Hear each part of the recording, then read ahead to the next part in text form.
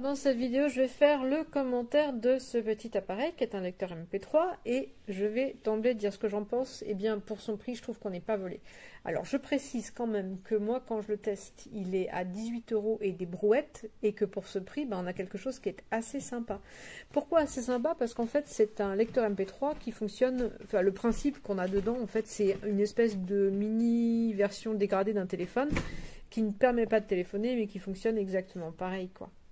Voilà, donc c'est pour ça qu'en fait j'étais assez surprise.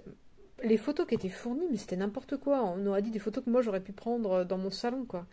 Et en fait c'est plutôt pas mal.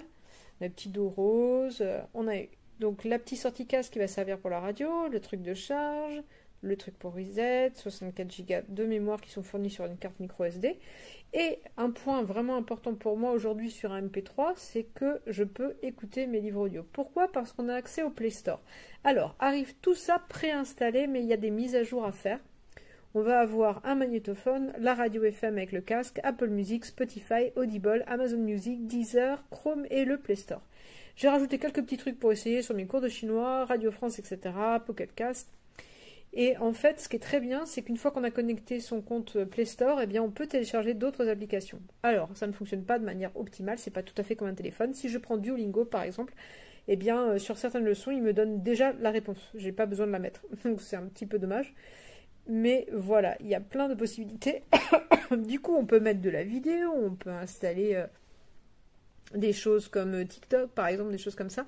Ça lui donne un petit côté très polyvalent. Il est livré avec son petit truc de protection. Voilà.